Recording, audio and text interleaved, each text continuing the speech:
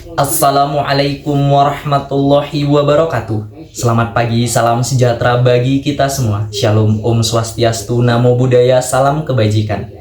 Sebelumnya izinkan saya berpantun terlebih dahulu. Dari kemarin hingga hari ini di pesawat, melihat pramugari pakai rok mini. Selamat pagi Dewan Juri yang terhormat, izinkan saya menyampaikan gagasan ini. Indonesia tak terbatas dengan peta, tetapi peran dan gerak besar dari kaum generasi muda. Saya Sugit Pujiono, mahasiswa Polbangtan Medan, izinkan mempresentasikan hasil karya saya yang berjudul Si Embah. Pemanfaatan limbah jerami padi menjadi pupuk bokasi dengan metode fermentasi anaerob di kelompok tani Sumber Harapan, guna mengurangi penggunaan pupuk kimia untuk mendukung pertumbuhan ekonomi petani dalam mewujudkan SDGs Goals di Indonesia. Indonesia adalah negara agraris yang 40% mata pencaharian mayoritasnya sebagai petani. Petani yang kini seharusnya hidupnya sejahtera malah dirudung berbagai permasalahan ekonomi petani. Padahal menurut BPS pada awal Februari tahun 2024, sektor pertanian menyumbangkan sebanyak 11,53% dari PDB nasional. Walaupun angka ini cenderung menurun, tetapi sektor pertanian tetap menjadi tulang punggung ekonomi nasional. Di sisi lain, menurut BPS menunjukkan pertumbuhan ekonomi petani. 27,76 juta penduduk miskin di Indonesia, 17,28 juta jiwa diantaranya adalah masyarakat yang tinggal di pedesaan, yang mayoritasnya adalah sebagai petani. Sektor pertanian tidak terlepas dengan penggunaan pupuk. Saat ini, pupuk yang langka membuat harga pupuk semakin tinggi dan mengakibatkan biaya produktivitas petani semakin meningkat. Di sisi lain, penggunaan pupuk kimia yang berlebihan akan berdampak buruk bagi sifat fisik tanah yang akan ditanami untuk keberlanjutan lingkungan. Padahal, banyak di sekitar lingkungan, para petani belum banyak mengetahui tentang manfaat limbah-limbah organik untuk menggantikan peran pupuk dalam produktivitas pertanian. Salah satunya adalah limbah jerami padi, yang saat ini petani masih banyak membakarnya dan membuat polusi udara yang membahayakan bagi lingkungan.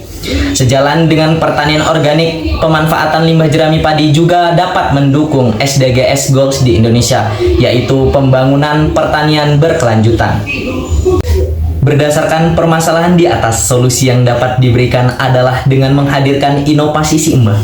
Si Embah merupakan salah satu pupuk organik yang terbuat dari limbah jerami padi dan mikroorganisme efektif atau EM4 yang banyak sekali memiliki kandungan unsur hara yang berfungsi untuk meningkatkan produktivitas tanaman dan memperbaiki sifat fisik tanah.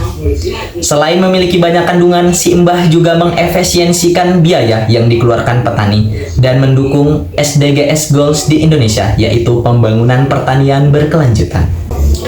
Berikut adalah proses pembuatan inovasi Si Embah, mulai dari persiapan, pemotongan bahan, membuat larutan EM4, pencampuran bahan, dan proses fermentasi anaerob.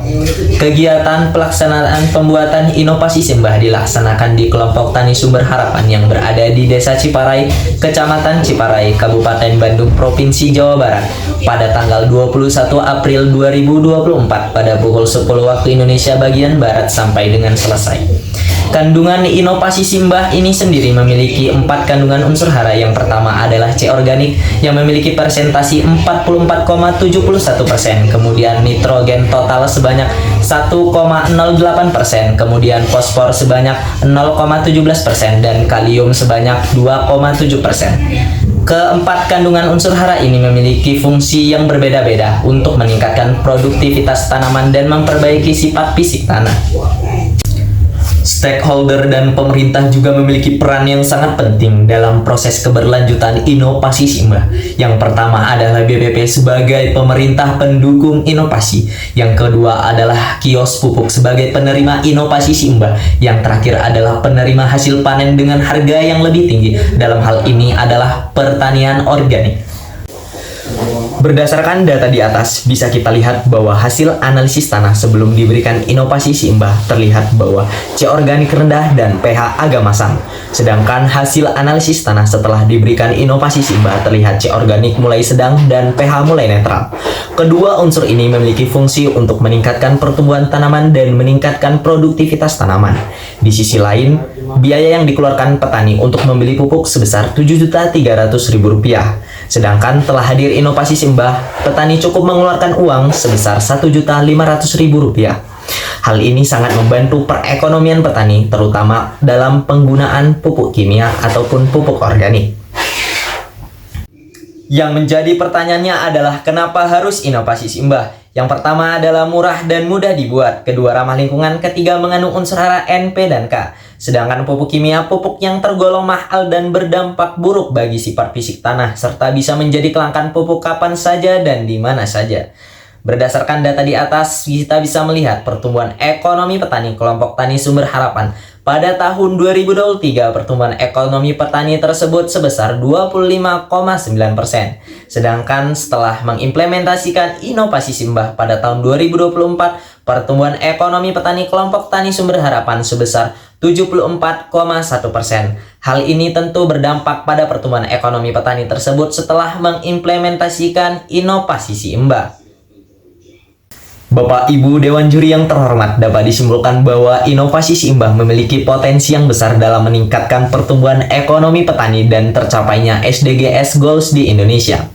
Selain pertanian yang ramah lingkungan, inovasi Simbah juga dapat mengefisiensikan biaya petani dalam penggunaan pupuk. Saat ini, kelompok Tani Sumber Harapan sudah mendapatkan impact yang luar biasa dari inovasi Simbah. Pertumbuhan ekonomi mereka semakin lama semakin meningkat.